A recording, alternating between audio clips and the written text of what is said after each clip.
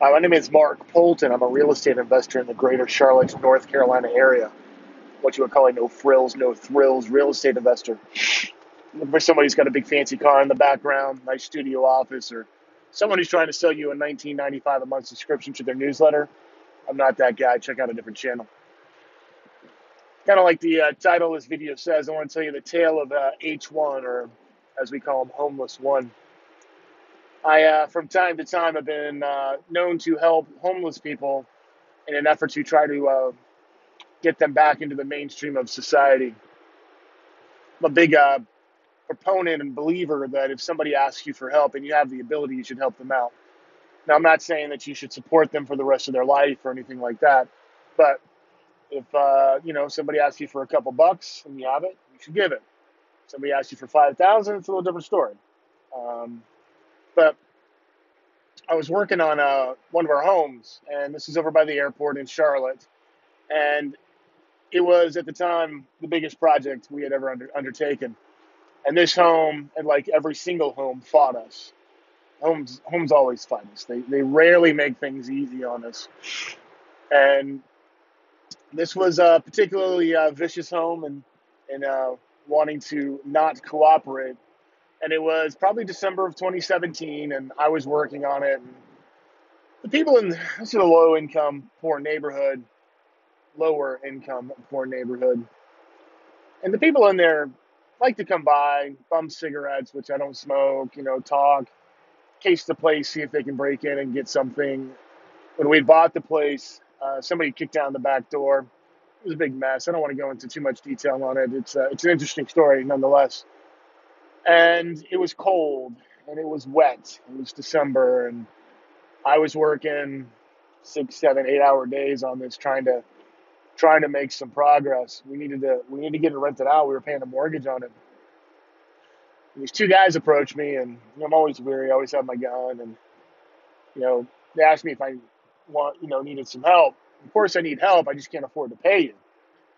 And the one guy, calls himself Country, was at the time living behind this. I think it was this other guy's house in a shed with his two dogs, and I guess he had run an electrical cord from the main house and had a heater. And I mean, it was cold. It was probably in the low 30s, high 20s at night. And the guy was like, "Well, I don't have a place to live. I got two dogs." And I'm like, come on. But I had the ability to help him out.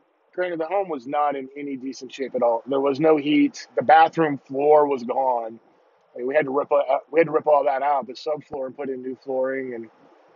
But I was going to protect them from the rain. And I said, yeah, we have electronic locks on the doors. We did have managed to have one circuit working.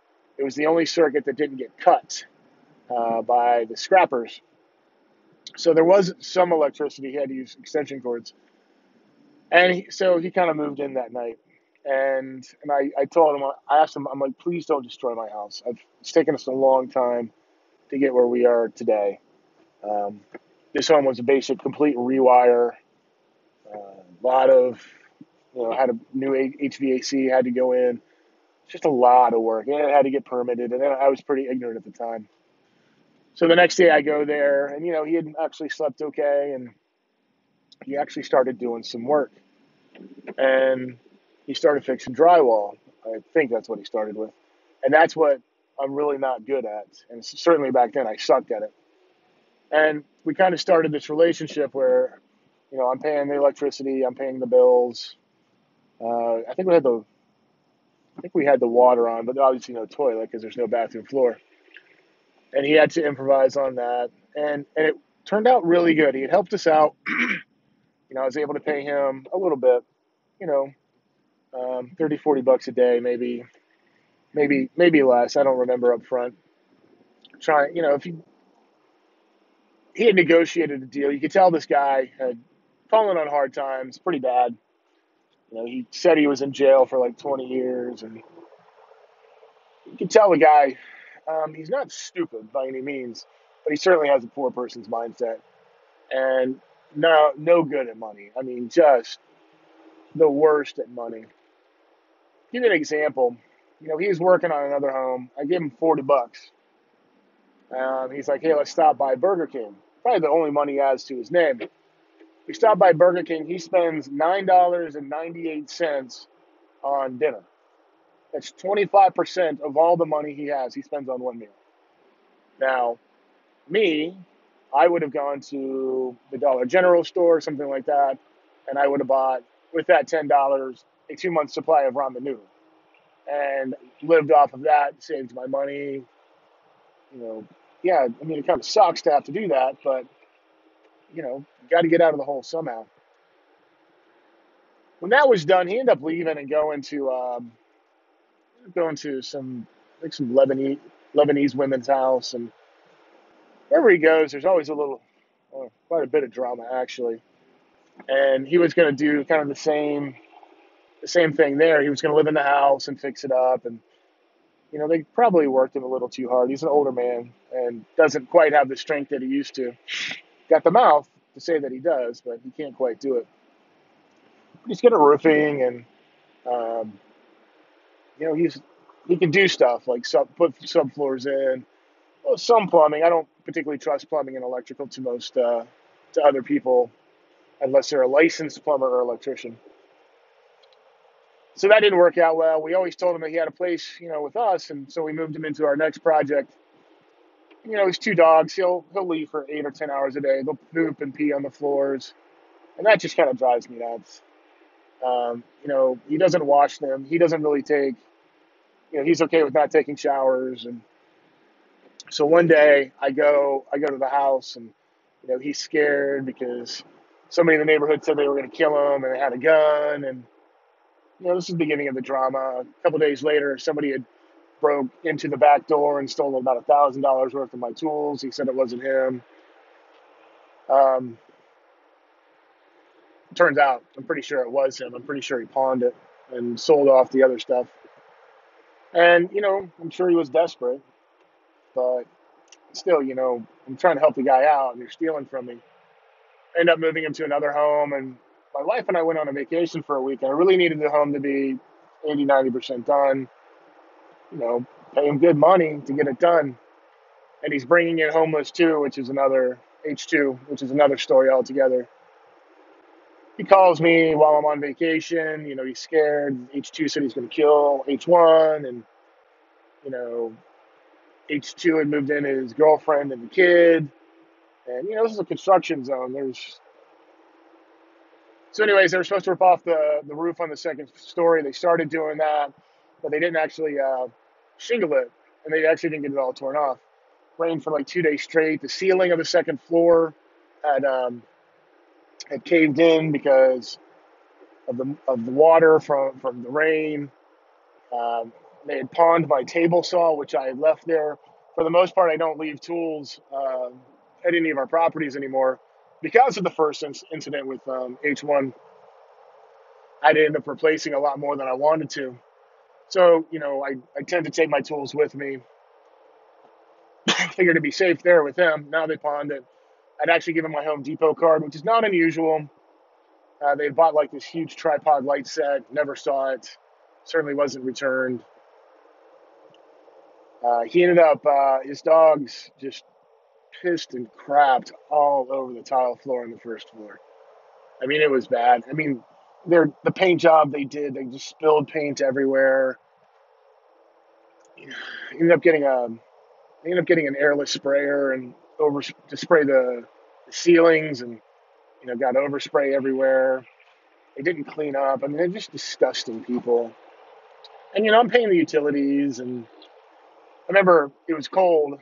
Um, Heat's on. I'm paying the heat. Upstairs, there's a window open. I'm like, come on. I mean, have some common courtesy and some common sense. So, anyways, one thing that Dave Ramsey said is, this is kind of, I'm not really going on a tangent too much, is, when your wife is uncomfortable with somebody, you don't do business with them. She was very comfortable with him at first, but when she became uncomfortable, I really needed to sever ties.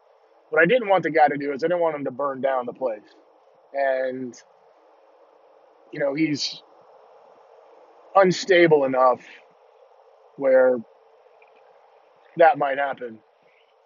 In the beginning, early on, we ended up buying him a moped. Got it for $400. Had to travel for it. He didn't have any way to get around, and he was kind of getting ripped off. And I'm like, you need reliable transportation. And he ended up paying us two of the $400 back, and he ended up telling another worker that I had that, as far as he's concerned, he's paid off his debt to us.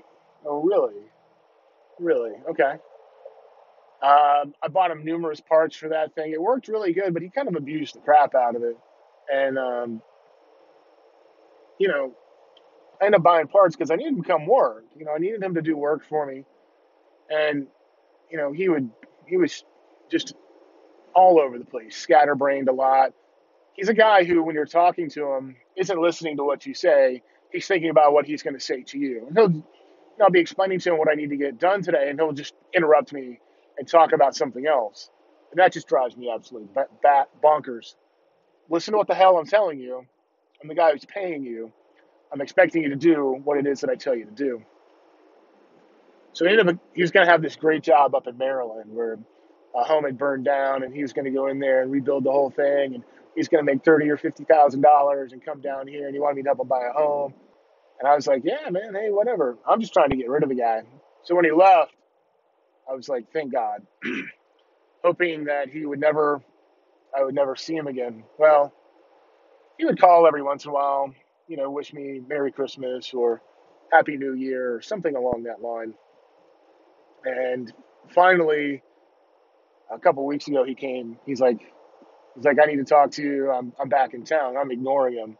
So I'm going and checking out this home that he had last lived in. I think it was the third home, might have been the second. And, just to make sure it's secure, I try and check on it every day or every other day. And here comes country. I kind of explained to him that I don't have work for him, that, he screwed me over too much. Couldn't understand why. This is a person who doesn't understand or can't comprehend his failings. And I'm like, you didn't finish the work. We're still having to deal with your lack of following through with what you told me you would do at the house we're currently rehabbing. You didn't do the work that you said you were going to do in the house that you were staying in. And, what do I just don't have any work for you. Well, the next week, somebody had broken into the house and stolen some doors, some interior doors that we had salvaged from a house that was being demolished. Well, that required, okay. He'd been gone for 3 or 4 months. Nobody messed with the house. Nobody had gone anywhere. He's back in town for a week. And all of a sudden, my homes are being broken into. Coincidence? Could be. Probably not. So I secured it as best. Actually, secured it pretty damn good after that. Uh, really need to get over there and work on it. I need to finish this home so I can get over there and work on that home. Much closer to where I live. I'd rather be working on it anyways. And, he, we call him the drama queen. He just brings so much drama. I mean, he's called me in the middle of the night because somebody had threatened to kill him. Called me in the middle of the night because somebody had beaten the poo out of him. And apparently that guy's in jail. He's called me in the middle of the night because he had gone someplace to visit some girl and came back. And, he doesn't smoke. He smokes pot. He doesn't smoke. Actually, I think he smokes cigarettes too. But he doesn't drink, is what he tells me.